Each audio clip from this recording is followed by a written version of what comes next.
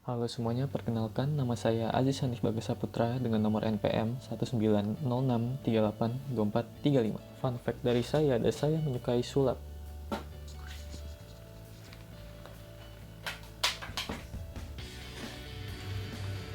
Halo semua, perkenalkan namaku Victoria Esther Boima Dianita dari Teknik Industri 2019 dengan NPM 1906307901. Kalau fun fact dari aku suka banget nonton ASMR makanan. Halo semua, nama saya Mikal Tarigan dengan NPM 1906382422. Fun fact saya adalah saya nggak suka makan buah pepaya. Halo semuanya, perkenalkan nama aku Eudia Meitilda Maria Pasaribu dengan NPM 190638258. Fun fact yang saya miliki adalah saya sudah berumur 18 tahun tapi belum memiliki KTP. Halo, namaku Renada Sheila Nur, NPM aku 1906318823. Fun fact aku suka pakai anting sebelah.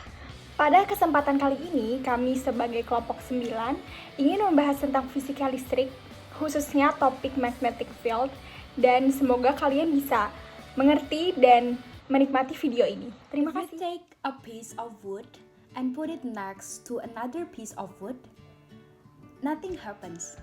And if you take a piece of granite and put it next to another rock, still nothing. But if you take this piece of iron and put it next to the other piece of iron, magic. I made magnet. Magnetic objects are able to magically attract at long distance because they generate magnetic fields that extend invisibly out beyond the object. But the mystery is this: where do magnetic fields come from? Well, that's easy. We've known for a long time that electricity and magnetism are really just two sides of the same coin, kind of like mass and energy, or time and space, and they can be transformed into each other. In fact, magnetic fields are basically just what electric fields turned into when an electrically charged object starts moving. That makes sense for explaining why a current of electron flowing through a wire causes this compass needle to move, or how current in Earth's outer core generate a geomagnetic field. But a bar of magnet or a compass needle itself are just a piece of metal without any electrical current running through them. Or are they? At the microscopic level, there are lots of electrons whizzing around in the atoms and molecules that make up any solid. This brings up an excellent point. The magnetic behavior of any everyday object is influenced by a fascinating combination of effects ranging from the level of particle to atoms, collection of atoms, and collection of atoms. Okay, first, individual particles. Unlike the everyday workings of gravity and electricity, permanent magnets can only be fully understood as a quantum mechanical effect. In much the same way that particles like electrons and quarks have fundamental property called mass and electrical charge. Most particles also have another intrinsic property called tiny magnets. Okay, just kidding.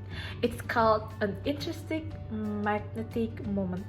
But really, that is just technical mumbo jumbo saying that particles with electric charge also happen to be tiny magnets.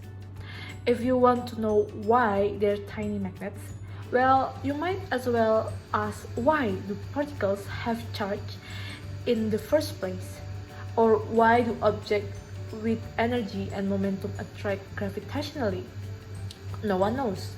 We just know these things are true, or that is how the universe works. Exactly, and since the 1920s, we've known that each individual electron or proton is basically a tiny magnet. Which brings us to the level of atoms. An atom is a bunch of positively charged protons with a bunch of negatively charged electrons whizzing around them. The proton tiny magnets are about 1,000 times weaker than the electron ones, so the nucleus of the atom has almost no effect on the magnetism of the atom as a whole. And you might think that since many, though not all, of the electrons are also moving, like the current in a wire. They should generate magnetic fields, do that motion. And indeed they do. These are called orbital magnetic fields. Except these don't usually contribute to the magnetic field of an atom. Here's why. Electrons in atoms are accurately and complicatedly described by quantum mechanics, but the gist of the story is that electrons congregate in shells around the nucleus. The electrons in any field shell zoom equally in all directions, so the currents generated cancel out and generate no magnetic field. These electrons also come in pairs, whose tiny magnets point in opposite directions and also cancel. However, in a half-filled shell, all of the electrons are unpaired, and their tiny magnets point in the same direction and add up, meaning that it's the intrinsic magnetism of the electrons in the outer shell that gives an atom the majority of its magnetic field.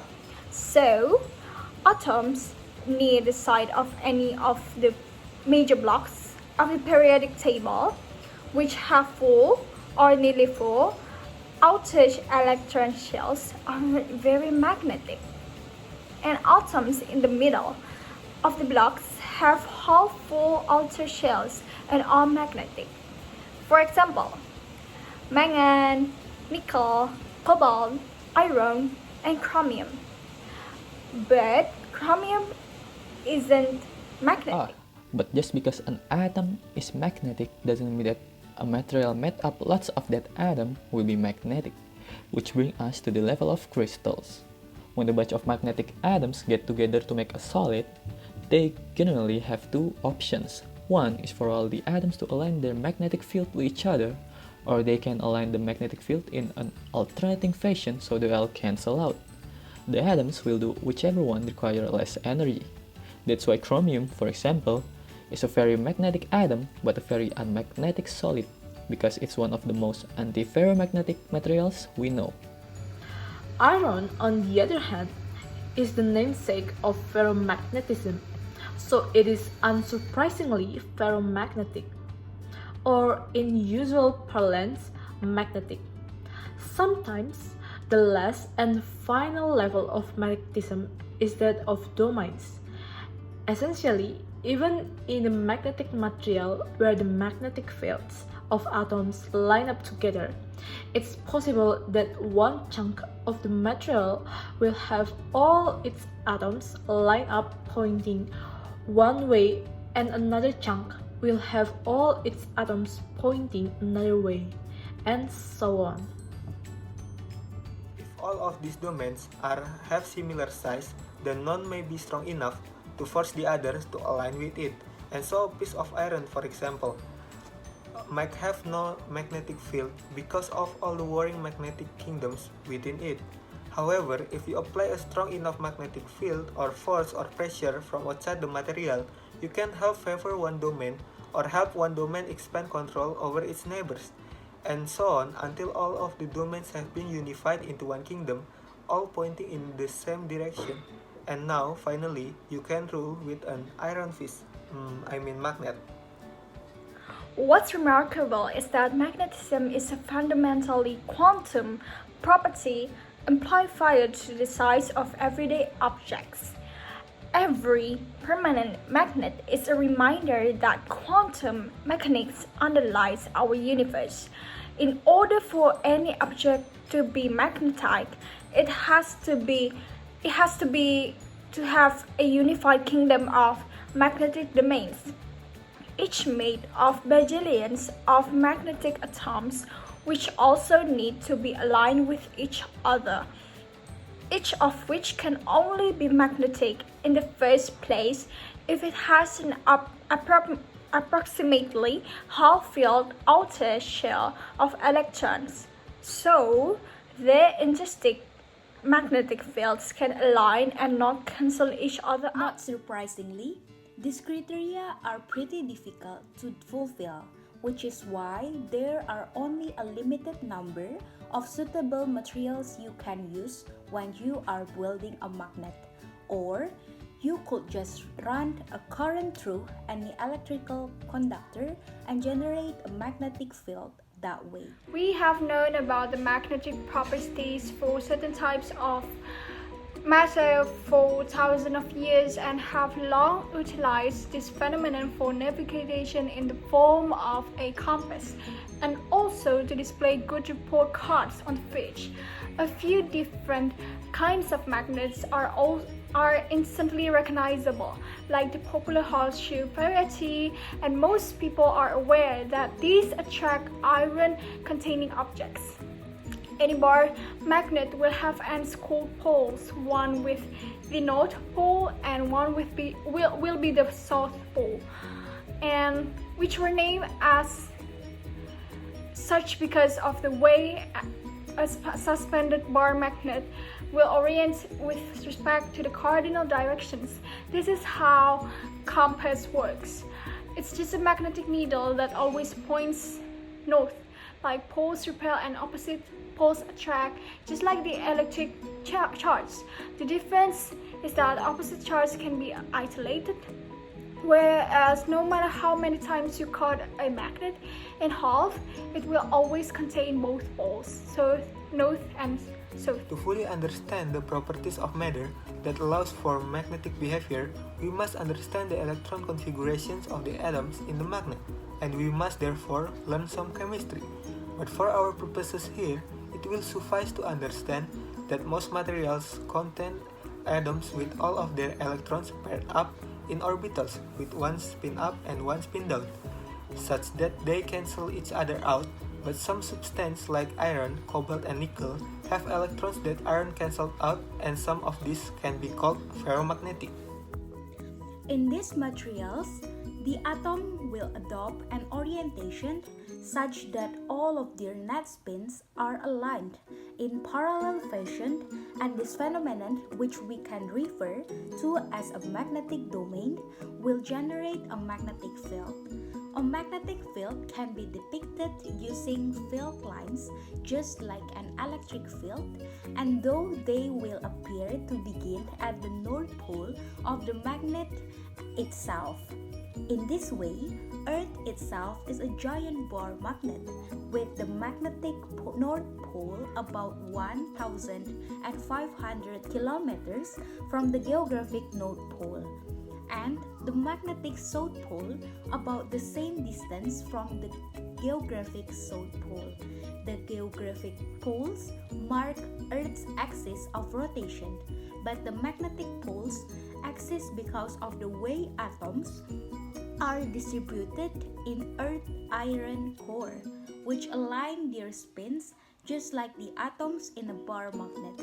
The magnetic poles actually change their position slightly over thousands of years as material in the core changes position. So much magnetized material in the Earth's core that the magnetic field generated is absolutely immense, stretching far out into space. This field interacts with a high energy charged particle that races towards us from the sun and deflect them towards the magnetic poles to produce the aurora borealis when these particles collide with the molecules in our atmosphere. These become excited and release a colorful light upon relaxing back to the ground state. Without the Earth's magnetic field, we would be at tremendous risk from this kind of radiation, and life on Earth probably wouldn't be possible. Electric current is able to deflect a compass needle, and magnetic field affect the paths of particles with electric charge. So it wasn't long until we realized that electricity and magnetism were two sides of the same coin, which was then dubbed the electromagnetic force.